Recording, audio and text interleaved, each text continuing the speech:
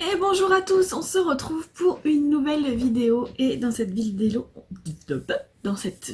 on va faire un petit point lecture puisque alors j'ai lu 7 livres depuis le début de l'année, donc là je vais vous présenter les 4 livres que j'ai lus en janvier.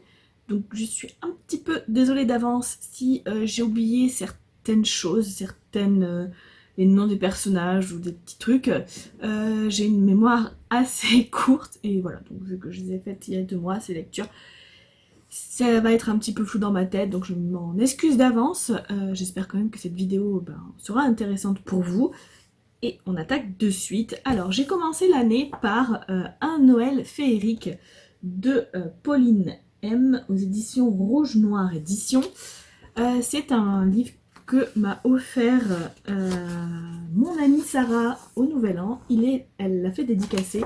Donc je sais plus si c'est une amie à elle ou enfin du moins une connaissance à elle qu'elle connaît et qu'elle côtoie dans la vie réelle si vous voulez, qui a écrit ce petit roman qui est très court puisqu'il fait 112 pages et c'est quand même écrit assez aéré.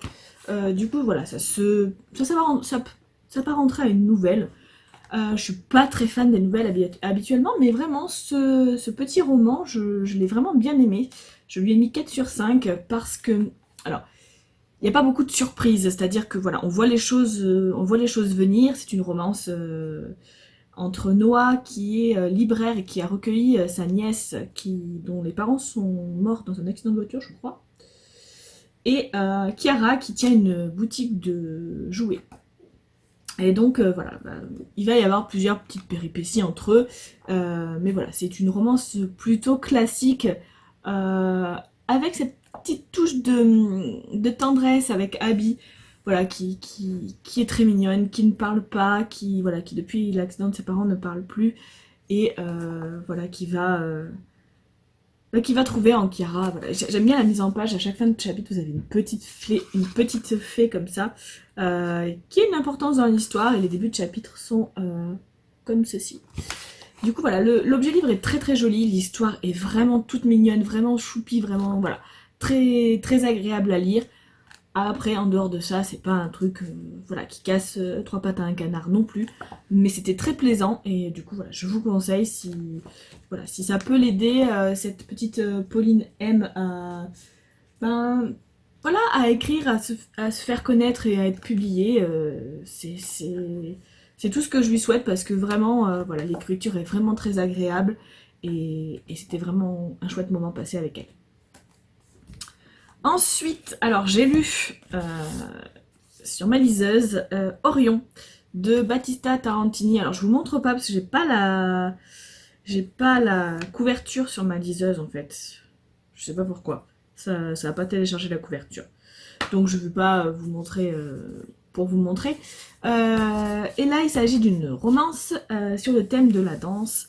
Le speech avait l'air plutôt pas mal. On va suivre, je ne sais plus son prénom, euh, une danseuse, j'ai oublié son prénom complètement, qui est au top du top dans son corps de ballet, qui a le premier rôle, etc.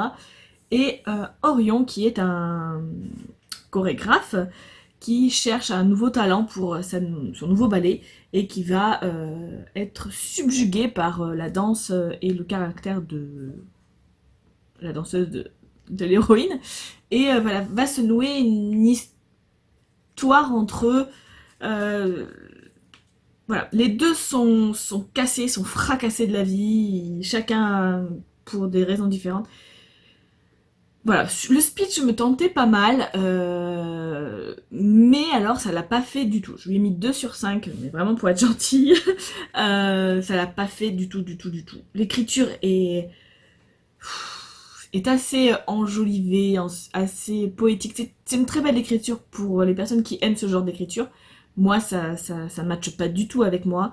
L'histoire en elle-même, oui, mais un peu tiré par les cheveux à certains moments et non, ça l'a vraiment pas fait. Je l'ai terminé parce que je le lisais pour un challenge et que du coup, voilà, je voulais réussir ce challenge, donc je me suis forcée à le finir, mais ça aurait été clairement un abandon s'il n'y avait pas eu ce challenge justement, de devoir le finir pour gagner des points. Sans ça, je l'abandonnais, c'était sûr. Après, ça peut plaire, hein, je dis pas, hein, mais vraiment moi, non, ça n'a pas fait du tout. Ensuite, j'ai lu Elia, la passeuse d'âme de Marie Vareille, aux éditions... pourquoi... Ah mais ça va être aux éditions Françoisir. Je vais dire pourquoi c'est pas... Ils sont pas écrits dessus. Oui c'est ça. Aux éditions Françoisir, que j'ai lu en lecture commune dans le groupe Challengez-vous en LC. N'hésitez pas à nous rejoindre d'ailleurs sur Facebook. On fait une lecture, voire deux si on avance bien, une lecture commune par mois, sur un thème différent à chaque fois. C'est vous qui choisissez les livres que vous voulez lire. Enfin bref, c'est plutôt sympa, on est une petite bande plutôt sympa. Bref, j'ai lu ce livre en lecture commune et j'ai vraiment beaucoup aimé. Je lui ai mis 5 sur 5, il a frôlé le coup de cœur. Il y a quelques petits trucs qui... Voilà. Donc là, on va suivre Elia, qui est une passeuse d'âme, c'est-à-dire que elle fait passer les âmes du côté vivant au côté mort. Voilà. C'est très mal vu dans la population, mais bon, pour le coup, voilà, c'est ce qu'elle est. Elle est plutôt dans... C'est une dystopie, donc voilà. Elle est plutôt dans le côté... pas de la bourgeoisie, mais de la noblesse, enfin dans le bon côté de... Il y a plusieurs castes, si vous voulez, et elle est vraiment au top. Ensuite, on a les moins top et les parias qui sont au fin fond de la mine. Et pour des raisons que je ne vais pas vous dire, parce que comme ça vous le découvrirez en lisant, elle va se retrouver à aller... Mince, où c'est qu'elle va ? Dans les mines, du coup, avec les parias les parias, les pauvres, etc. Et on va suivre un petit peu son évolution là-dedans. Elle a une quête aussi qui, voilà, elle veut sauver sa sœur, enfin bref, voilà, tout plein de choses. J'ai vraiment beaucoup aimé, je le vends très mal. Je l'explique très mal, je suis désolée. Mais c'est un petit peu loin pour le résumer, pour le coup. Mais Elia, j'ai beaucoup aimé son caractère, puisque elle évolue. C'est-à-dire que au début, elle est vraiment endoctrinée parce qu'elle croit être vraie, par son éducation, tout ce qu'on lui a appris. Et petit à petit, donc elle va partir, et petit à petit, elle va se rendre compte que peut-être qu'on lui a menti, peut-être que tout ce qu'on lui a dit, c'est pas forcément vrai, mais ça va venir petit à petit, ça va faire son chemin dans la tête. Mais au début, elle est vraiment détestable. Enfin, pas détestable, mais on se dit, mais t'es con. Non, pense pas comme ça. Et mais pour le coup, c'est logique qu'elle pense comme ça, vu que c'est comme ça qu'elle a été éduquée. Et voilà, on vous dit le ciel est bleu, le ciel est bleu, quoi. Et après, peut-être que, en fait, on vous a toujours dit que le ciel était bleu, et en fait, non, il est pas bleu, il est, je sais pas moi, autre chose. Bref, mais tant qu'on vous a... Si on vous a appris ça, vous le croyez, vous le pensez. Et donc voilà, et après elle va évoluer. Et donc voilà, le tout petit bémol, c'est qu'on voit certaines choses arriver et que du coup, voilà, au niveau effet surprise et au niveau originalité, on n'est pas au top du top. Mais vraiment, j'ai beaucoup aimé. J'ai acheté le tome 2 qu'il va falloir que je lise, mais ça sera après les Imaginales, puisque on va commencer par lire toutes les lectures pour les Imaginales et on verra après pour le reste, mais j'ai vraiment beaucoup aimé. Et enfin, au mois de janvier, j'ai lu tada, Lucas de Franck Tillier. Pareil, donc là c'est chez Fleuve Noir, je l'ai lu en lecture commune, les petits machins, avec mes copines, et du coup j'ai adoré. Donc là on est sur un coup de cœur. Vraiment un coup de cœur. On retrouve la plume de Franck qui est... Voilà, moi j'adhère à chaque fois. Ces histoires, voilà, elles sont comment dire, elles sont réalistes dans le fait où elles... comme il se documente beaucoup, etc. Mais voilà, et c'est pas... je sais pas comment dire. C'est des choses par exemple qu'on ne connaît pas, mais il arrive à nous les faire intégrer facilement. C'est pas un cours scientifique, c'est pas... voilà. il y a des choses qui sont assez, comment dire, assez complexes, mais pour le coup, il le vulgarise assez bien et ça coule tout seul dans le bouquin. Et pour ma part, hein, pour les passages où je comprenais moins bien, bah, je passais au-dessus et ça ne gênait pas la compréhension du livre, donc du coup voilà. Euh, je dis ça parce que quand j'ai lu Le Cri de Nicolas Beuglet, j'ai été complètement perdue dans les explications scientifiques parce que justement, pas assez vulgarisé, pas assez. Il s'est, pour moi, hein, il s'est pas mis assez voilà, à la place du lecteur, à la place du novice, à la place du, no- du, du novice, oui, de celui qui ne connaît pas le sujet. Et du coup, c'était un petit peu trop complexe pour moi à comprendre. Pareil, hein, voilà, je suis pas d'une intelligence folle, mais je ne pense pas être débile non plus, donc voilà, enfin bref, je pense dans la moyenne. Puis bon, il y a certaines choses qui nous intéressent plus que d'autres et on a plus de facilité. Mais voilà, pour le coup, Franck Tillier, je trouve qu'à chaque fois, il arrive à faire passer des messages, à, à expliquer les choses scientifiques, etc., mais assez facilement, et ça passe tout seul. Je vous tairai le résumé de ce bouquin, parce que je pense qu'il faut rentrer dedans sans rien en savoir, parce que enfin, moi j'aurais peur de vous spoiler un truc en vous disant juste un petit truc et hop ça spoil. Du coup je vais me taire sur le résumé. Sachez juste que c'est la suite donc dans la série de Franck et Lucie.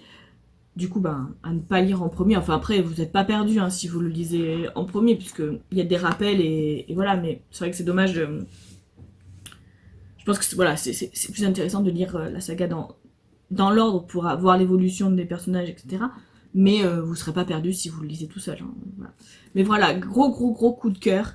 Euh, Vraiment. Voilà, le prochain sort en mai. Et on a vu il était 2 fois. Et la couverture est plutôt sympa. J'ai hâte de le recevoir. Donc ça sera un one-shot, puisqu'il fait un an sur deux. Un one-shot et un dans la série Franck et Lucie. Pour le coup, là, Franck et Lucie, on les voit pas beaucoup. Enfin, on les voit, mais c'est pas les personnages principaux du roman. Et je suis contente de voir sur qui ça part. J'espère que du coup, on va suivre cette personne plus dans les prochains romans qui feront partie de la série. Parce que c'est un personnage que j'aime beaucoup, que j'affectionne beaucoup, qui a beaucoup souffert aussi. Et du coup, voilà, j'ai hâte de voir la suite avec ces personnages-là. Et de Franck et Lucie aussi, mais je pense que là, il arrive à avoir fait le tour de Franck et Lucie. Du coup, il faut qu'il se renouvelle quelque part. Et c'est pas plus mal qu'il parte sur d'autres personnages. Et voilà, j'espère qu'on va en savoir plus un petit peu sur celui-ci. Et voilà. Du coup, c'est tout pour cette vidéo. Voilà, je vous ai présenté 4 livres assez rapidement, du coup, parce que voilà, comme ils sont un petit peu vieux, c'est vrai que pour trouver quoi dire, etc., c'est un petit peu compliqué. Là, j'ai lu 3 livres en février, donc je vais attendre d'avoir fini le troisième. Donc celui que je suis en train de lire, le quatrième, je veux dire, c'est Rouille de Florian Soulas. Donc je suis qu'au début, hein, parce que je suis page 64. Voilà, j'aime bien, mais pour l'instant, j'ai du mal à rentrer dedans. Donc voilà, on verra. Je vais continuer ça et je vous referai un petit point lecture quand j'aurai terminé celui-ci. Voilà, tous les 4 livres, je pense que c'est pas mal. Et voilà. Donc là, j'ai vu, donc pour vous donner un petit peu le programme, j'ai vu une vidéo de, comment elle s'appelle, de Stéphanie de Piketty Bookin, dans laquelle elle présentait ses sagas en cours. Et ça m'a bien plu. Donc du coup, je pense que je vais vous faire une petite rétrospective des sagas que j'ai en cours. Il va falloir que je fasse ce petit bilan. Et, euh, et vous montrer ça parce que je trouvais la vidéo sympa à regarder. Et, euh, et moi j'aime bien faire les vidéos que j'aime bien regarder. Par exemple, je ne regarde quasiment jamais les book-hauls. Enfin, vous verrez pas beaucoup de book-hauls sur ma chaîne. Parce que c'est pas une vidéo qui m'intéresse follement. Non, non, non, non, non, non, non. Ah, je vous présente Jasper. Voilà. C'est beau, oui. Regarde la vidéo. Ouais. Qu'est-ce que c'est? C'est toi là, regarde, là. C'est toi? Tu t'en fous. Voilà, 5 mois. Et plein de bêtises. Du coup, bah écoutez, c'est tout ce que j'avais à vous dire. Donc je vous retrouve bientôt dans une prochaine vidéo. Ciao ciao!